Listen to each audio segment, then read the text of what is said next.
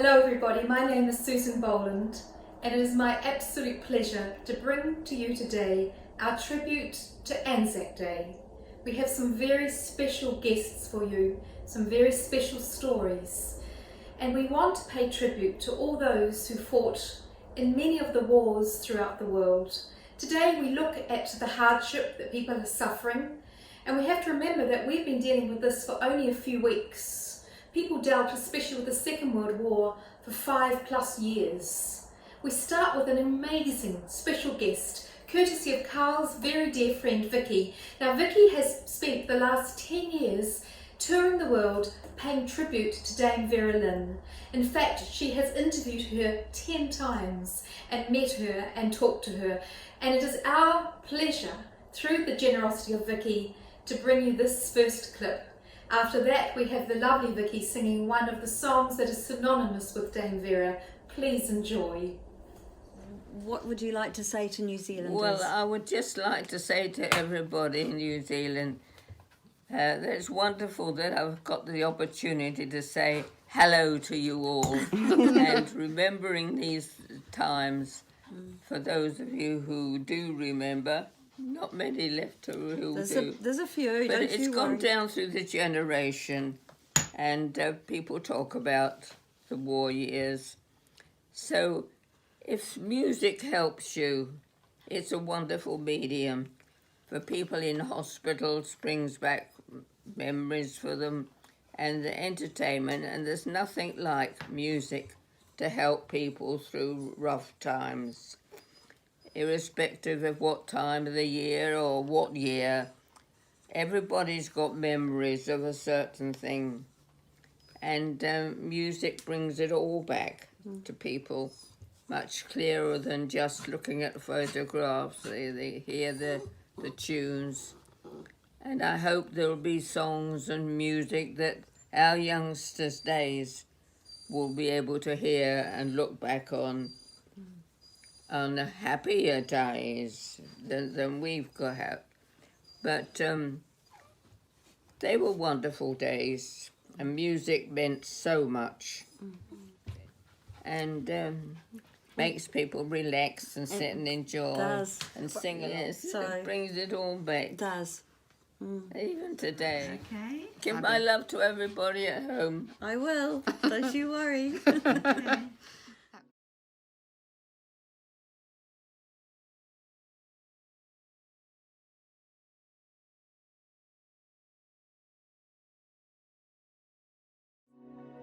I'll never forget the people I met, braving those angry skies. I remember well as the shadows fell, the light of hope in their eyes. And though I'm far away, I still can hear them say, thumbs up. For when the dawn comes up, there'll be bluebirds over the white cliffs of Dover. Tomorrow, just you wait and see. There'll be love and laughter and peace ever after. Tomorrow, when the world is free, the shepherd will tend his sheep, the lily will bloom again, and Jimmy will go to sleep in his own little room again. There'll be bluebirds over the white cliffs of Dover. Tomorrow,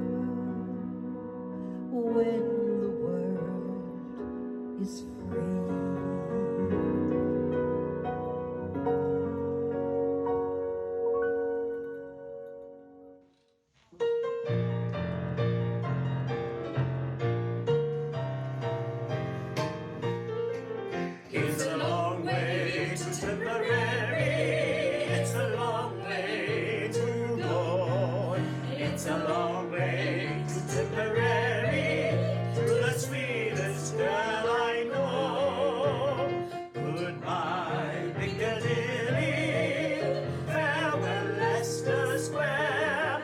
Well, it's a long, long way to Tipperary, but my heart's right there. It's a long way to Tipperary, it's a long way to go. It's a long way to Tipperary, to the sweetest girl I know. Goodbye, Piccadilly, farewell, Leicester Square. Well, it's a long, long way to Tipperary, but my heart's right there. Here you go, Susan. Pack up your troubles in your old kit bag and smile, smile, smile. While there's Lucifer to light your flag, smile, boys, that's the style. What's the use of worrying? It never was worthwhile. So pack up your troubles in your old kit bag and smile, smile, smile. One more time. Pack up your troubles in your old kit bag and smile, smile, smile. While there's Lucifer to light your flag, smile, boys, that's a style. What's the use of worrying? It never was worthwhile. So pack up your troubles in your old kit bag and smile, smile, smile.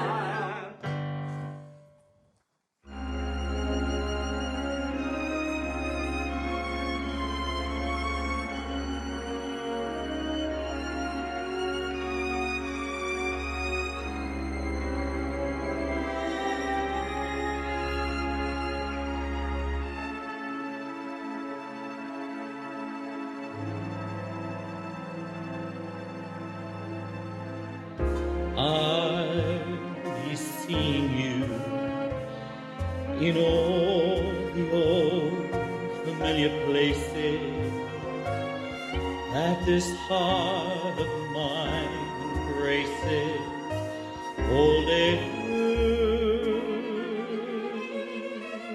In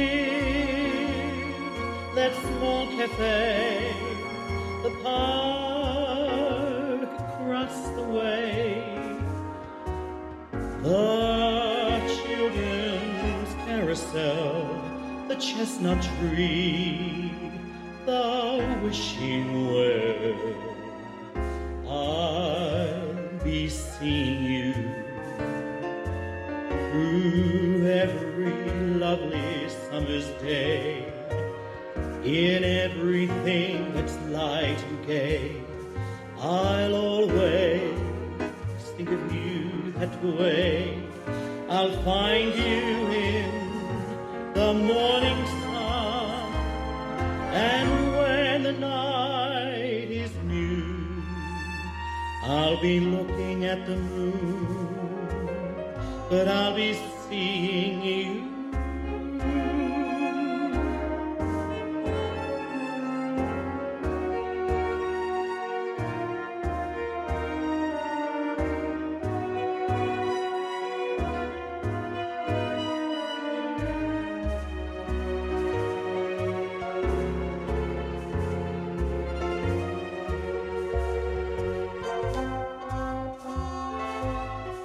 I'll be seeing you through every lovely summer's day, in everything that's light and gay. I'll always think of you that way. I'll find you in the morning sun, and when the night is new, I'll be looking at the moon, but I'll be seeing you.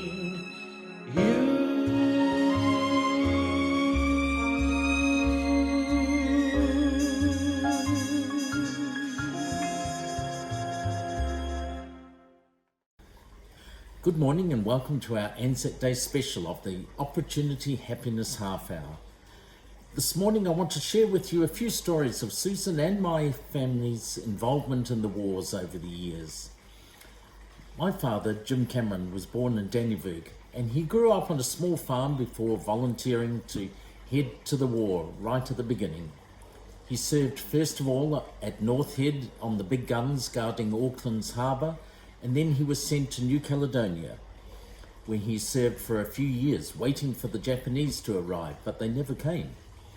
He ended up in Italy, where he was to hear opera for the first time, and really grew his love of music over the years. And eventually he ended up in J-Force in Japan. On Christmas Day, just a few short months ago, I got a surprise from my wife when I unwrapped not one, but 3 wonderful wooden boxes. Let me tell you a bit more about them. My brother has my dad's medals from the Second World War, but in the first box that I opened were replicas of all these medals. And Sue had spent a long time researching what medals he was due, and in fact, in her research, we found out that he's due for another one that we haven't even got. These boxes were quite something and were prepared by a military historical company in Australia, and she had them shipped over. The outside is engraved with Dad's details, as you can see on the photo here, and when you open it, it displays beautifully the replica medals inside. I'm so proud of my dad and all that he did during the war, and one can only imagine what he saw, especially in his time in Japan. Now, the other 2 boxes given to me at Christmas contained collections of genuine medals. And the first one was from Sue's grandfather, Autumn Patrick Burke, who served in the First War in the Otago Mounted Rifles. And the second one was from her uncle, Pat Burke, who passed away just a couple of years ago. He was a rear gunner in the Lancasters, a job that most of them didn't last very long at, but he flew over 40 missions and lived to tell the tale. Many thanks to Sue once again for a wonderful Christmas present.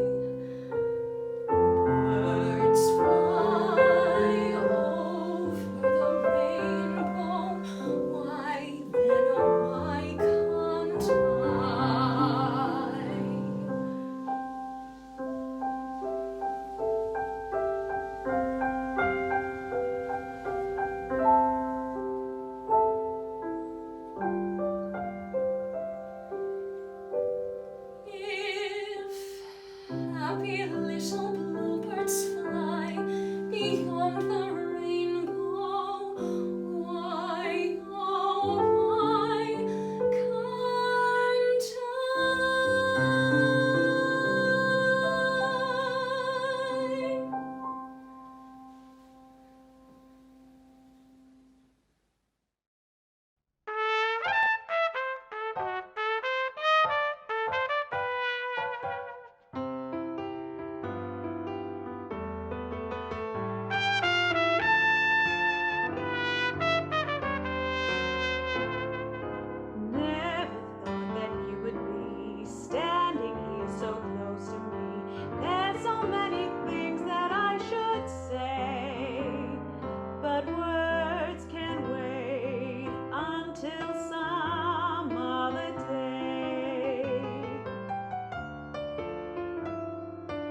kiss me once and kiss me twice and kiss me once again. It's been a long, long time.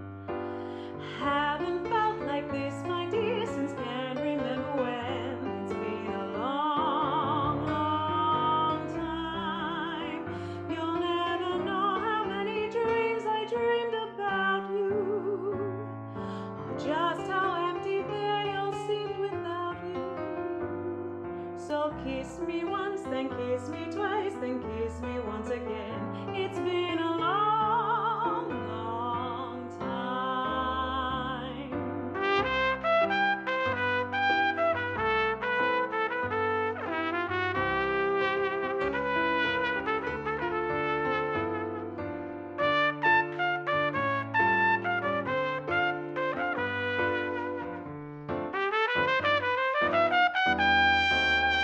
You'll never know how many dreams I dreamed about you, or just how empty they all seemed without you.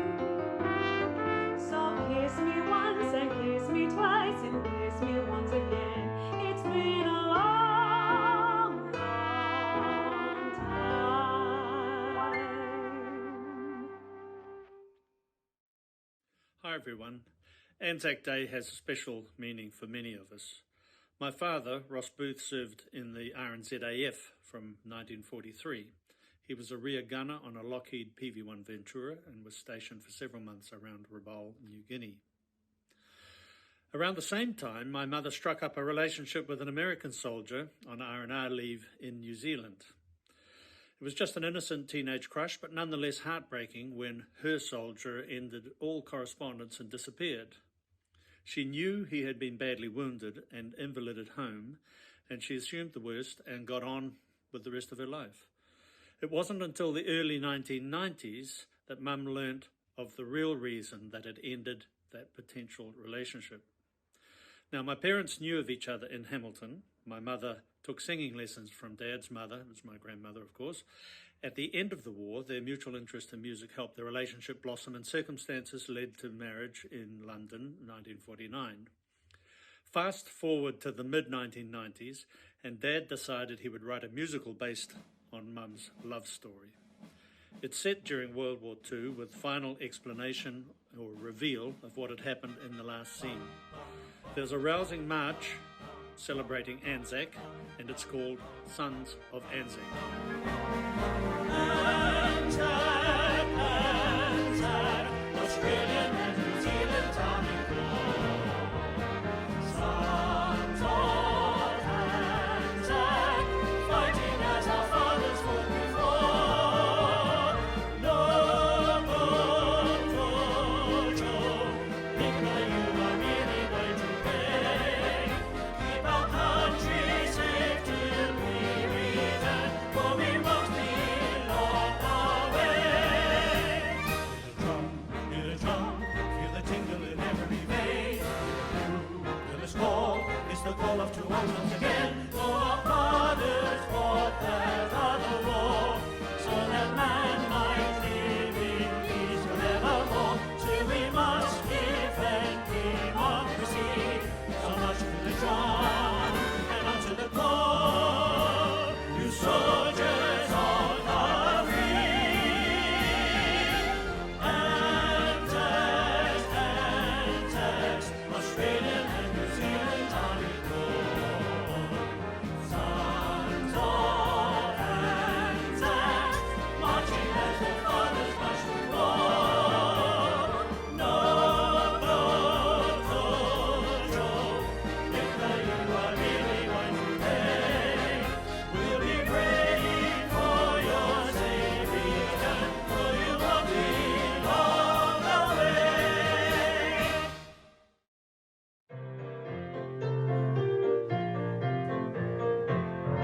One of our planes went missing, 2 hours overdue. One of our planes went missing with all its gallant crew. The radio sets were humming, they waited for the word. Then a voice broke through the humming, and this is what they heard. Coming in on a wing and a prayer. Coming in on a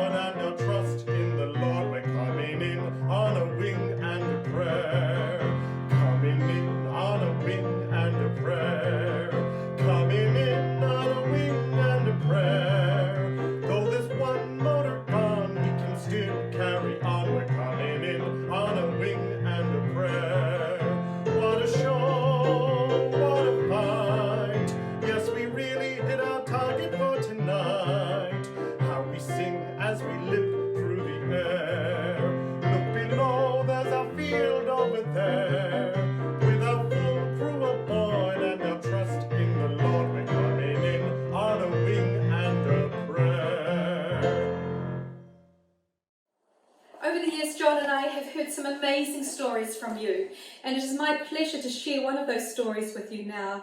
Elizabeth Reid. Now, I'm sharing this story with her permission, of course. Elizabeth Reid was born in 1916, halfway through the First World War. During the 1930s, she was one of these amazing women that gained first-class honours in modern languages from a degree, obviously, from Cambridge University. And in 1939, she was called up to work at Bletchley Park. Many of you will know what Bletchley Park did. They were an amazing secret organisation that worked very hard to decode a lot of the messages that came from Germany. Now, Elizabeth worked here from 1939 to 1945. In 1943, she was made the PA of the head of Hut 3. And she says that she saw and heard incredible things, like she knew before anyone did about the invasion of Russia and the incredible bombing that happened in Coventry. She also knew many, many other secrets. And she says that the amazing thing about it is that honestly she doesn't remember a lot because they were really programmed to not tell other people. When she met her husband, she always says that she couldn't tell him what she was doing, and because he was doing top secret work, he couldn't tell her either. It was an amazing marriage where neither of them shared a lot of what they had to deal with during the Second World War. Now, Elizabeth is actually Lady Elizabeth, but she doesn't like to be called Lady Elizabeth because she says that she was never really a lady. Well, to me, she is an incredible lady. She's an amazing example of the incredible stamina and tenacity and fortitude that people dealt with throughout the Second World War. It is my pleasure to actually pay tribute to her today. Now, I need to finish this little story by telling you that Elizabeth loves drama. She loves singing. She was in charge of the drama group. She sings all the time. Diane, her friend, says she sings all the way home from our concerts. And all of that is equally more amazing because until 2 weeks ago, she knitted little teddy bears for the Red Cross and had been doing that for 20 years. She's having a little rest at the moment because she's got a bit of arthritis. Well, who can blame her? Because on the 9th of May this year, Elizabeth Reid turns 104. Happy birthday, Elizabeth, and thank you for allowing us to share your story with us today.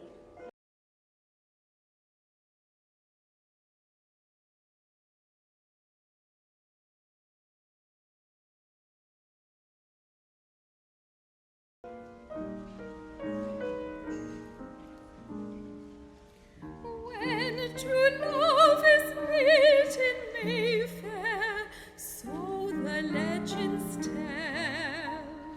Songbirds sing, winter turns to spring. Every winding street in Mayfair falls beneath their spell, and I know such enchantment can be, 'cause it happened one evening to me. That certain night, the night we met, there was magic abroad in the air. There were angels dining at the Ritz, and a nightingale sang in Berkeley Square. I may be right,